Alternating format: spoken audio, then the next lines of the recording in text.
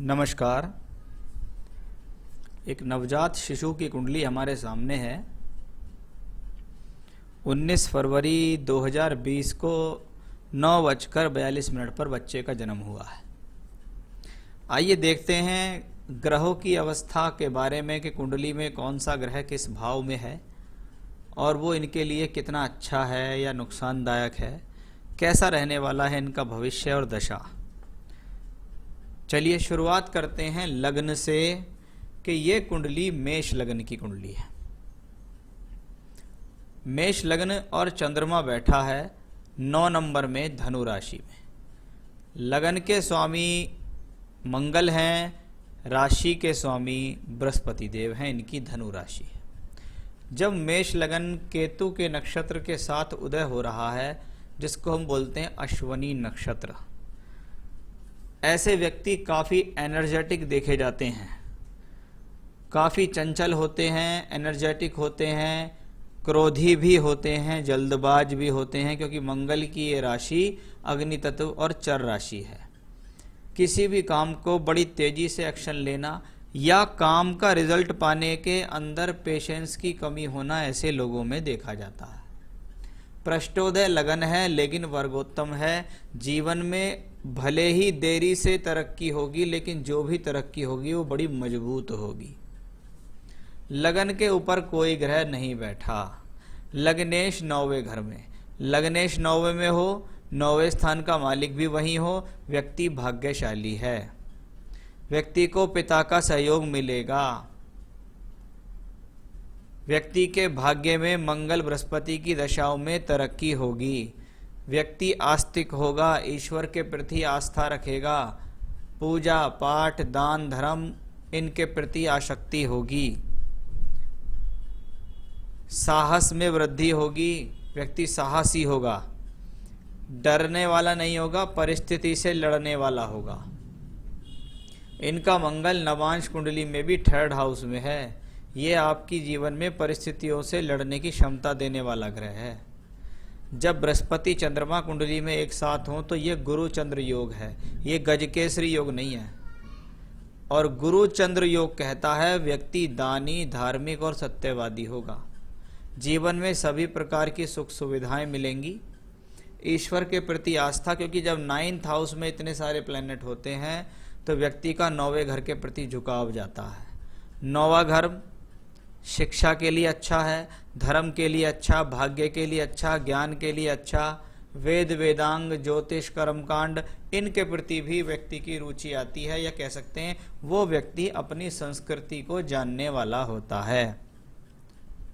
जब मंगल बृहस्पति के साथ चंद्र केतु भी हो तो ऐसे लोगों को जीवन में मेडिकल से संबंधित शिक्षा में फ़ायदा मिल जाता है। यानी अगर ये अपने जीवन में मेडिकल से संबंधित क्षेत्र में जाएं तो इनके लिए बहुत बेहतर रहेगा। ये इनके लग्न ने बताया, अश्वनी नक्षत्र ने बताया और 9वें घर ने भी बताया है। पंचम भाव का मालिक सूर्य एकादश में है। शिक्षा से, बुद्धि से लाभ प्राप्ति का योग है।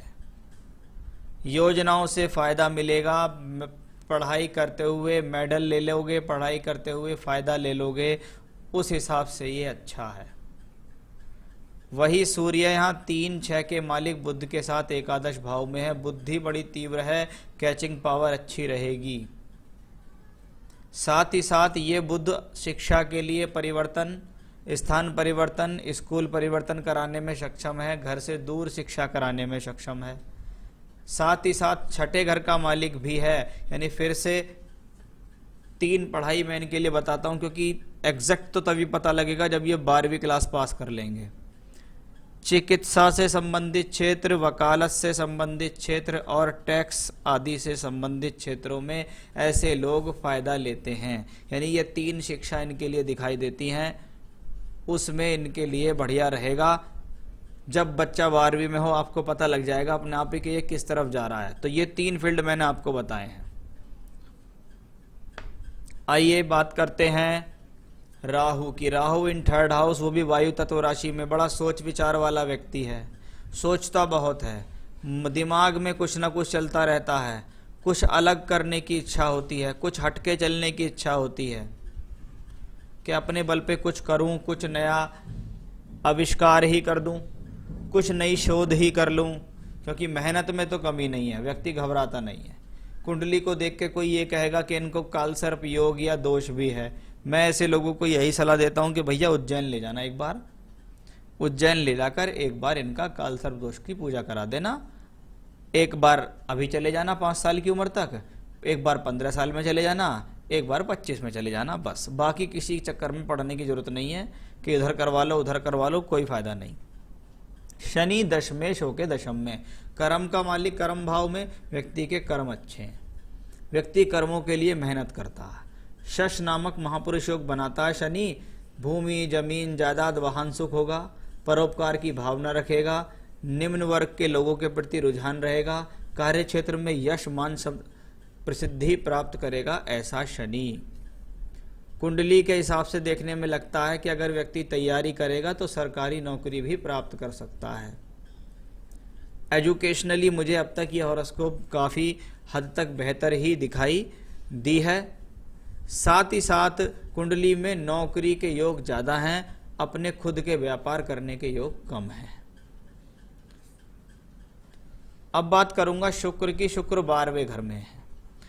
उच्च का शुक्र 12वें घर में हो तो सुख साधनों के लिए बहुत बढ़िया होता है, जीवन में सभी प्रकार के सुख देने वाला होता है। लेकिन शनि की तीसरी और मंगल की चौथी दृष्टि जब शुक्र के ऊपर पड़ जाए तो ये जीवन को संघर्ष वाला बना देती है। एक तरफ वो प्लैनेट सब कुछ अच्छा देने के लिए तैयार है, लेकिन 2 अशुभ ग्रहों के प्रभाव ने उसके शुभ फलों को रोकने का प्रयास किया। अब मैं हॉरोस्कोप को दूसरी तरफ ले जा रहा हूं। जब कोई बच्चा मेरे सामने शुरुआत की अवस्था में आता है तो मैं उसके लिए 2 चीज़ देखता हूं कि भाई लगन लग्नेश मजबूत है या नहीं। हाँ, लगन भी मजबूत है, लग्नेश मंगल भी मजबूत है। क्या चंद्रमा मजबूत है? नहीं, चंद्रमा मजबूत नहीं है। चंद्रमा राहु केतु के बहुत निकट है। चंद्रमा होता है बाल्यावस्था का कारक। अगर चंद्रमा मजबूत ना हो और अगली दशा अगस्त 21 से अप्रैल 23 के बीच में आ रही है, चंद्रमा की अंतर्दशा, बच्चे का स्वास्थ्य का बहुत ज़्यादा ख्याल रखना पड़ेगा, क्योंकि ये वो समय होगा जिसमें बच्चे को शारीरिक कष्ट दिखता है। घबराने की कोई बात नहीं है, बीमारी होगी, होके चली जाएगी। कुछ उपाय मैं बता दूंगा। तीसरी चीज दशाशेष, लगन लग्नेश, चंद्र चंद्रेश और दशाशेष। दशाशेष मतलब किस ग्रह की महादशा में जन्म हुआ। महादशा किसकी है? शुक्र की है। शुक्र कौन है? द्वितीय सप्तमेश है। कुछ लोग इसको मार्केश भी बोलते हैं, लेकिन इससे घबराएं नहीं। ये मारक शब्द आपको कोई कह के डरा भी सकता है। शुक्र 12वें घर में एग्जॉल्टेड है, उच्च का है, लेकिन इस पर शनि मंगल का प्रभाव है, इसलिए महादशा का मालिक कमजोर है। एक तो वो 12वें घर में है, 2 अशुभ प्रभाव से, शुभ प्रभाव है नहीं। इसलिए ये हॉरोस्कोप अभी शुरुआत के 5 वर्षों तक कठिन वाली हॉरोस्कोप है। स्वास्थ्य का बहुत ख्याल रखना पड़ेगा, क्योंकि कुंडली में ग्रह अच्छे हैं या बुरे हैं, वह ग्रह अपनी दशाओं में ही फल देते हैं। और जब कोई बच्चा छोटा हो तो उसको मैं खास तौर पे एक दृष्टिकोण से देखता हूँ, आयु के दृष्टिकोण से। शास्त्र कहता है 0 से 4 वर्ष तक बच्चे को अगर कोई कष्ट हो, उसके पिता के कर्मों के द्वारा होता है। 4 से 8 वर्ष तक कष्ट हो तो माता के कर्मों के कारण होता है, और 8 से 12 तक अगर कष्ट हो तो उसके खुद के पिछले जन्मों के कर्मों के कारण होता है। इसलिए 12 साल की उम्र तक बहुत बार ऐसा कहा जाता है कि हॉरोस्कोप नहीं दिखानी चाहिए, और दिखानी चाहिए तो सिर्फ ये दिखानी चाहिए कि उसकी आयु को कोई प्रॉब्लम तो नहीं है। इसलिए मेरा ज़्यादा ध्यान यहाँ आयु के लिए है, स्वास्थ्य के लिए है। स्वास्थ्य के नज़रिए से मुझे कुछ हॉरोस्कोप कमज़ोर लग रही है। उपाय मैं बताऊँगा, पूजा पाठ में बताऊँगा, करेंगे तो लाभ मिल जाएगा। कुछ सवाल, कैरियर कौन सा ठीक रहेगा, उसका जवाब मैं दे चुका।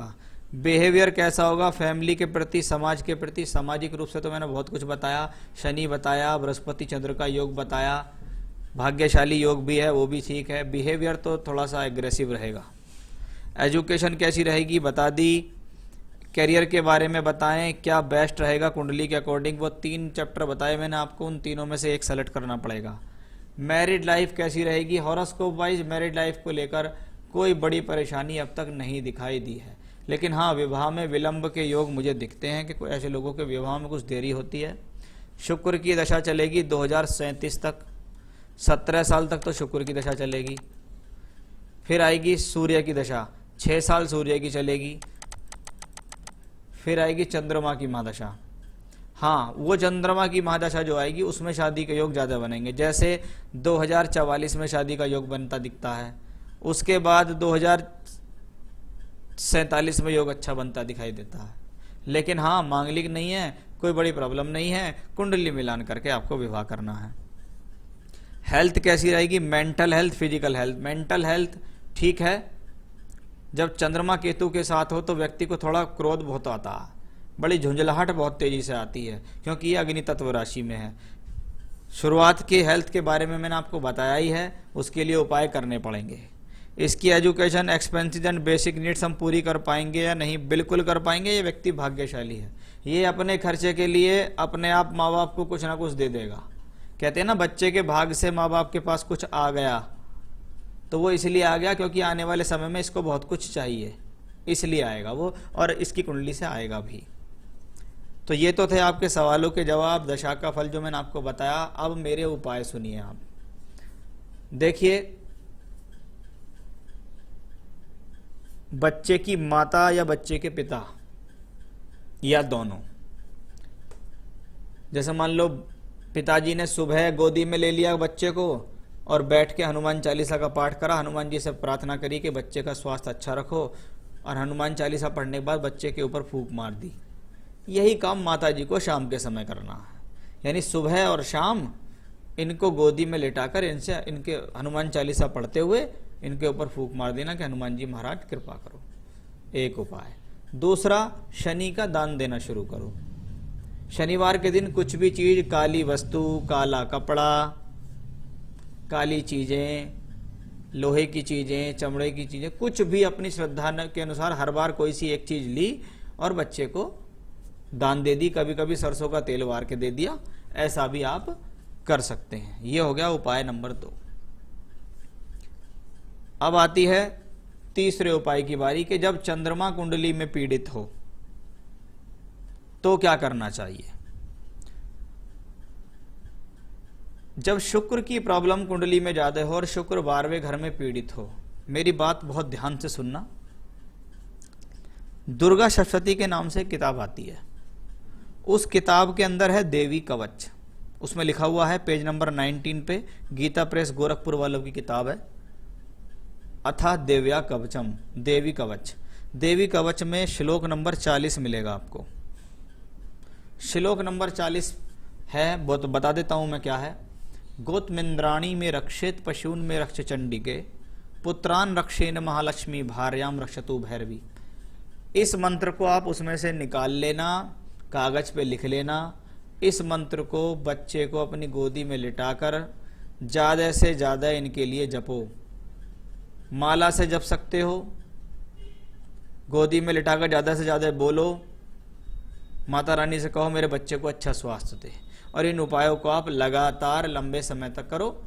बस, ज्यादा उपाय मैंने आपको बताए नहीं हैं, अपने घर में रहने के उपाय ज्यादा बताए हैं, किसी से कुछ किया कराना नहीं है, और जो दान बताया वो कीजिएगा। हॉरोस्कोप अपने आप में बहुत अच्छी है, बच्चा भविष्य में अच्छा ही करेगा और इसका भविष्य भी उज्जवल रहेगा। नमस्कार।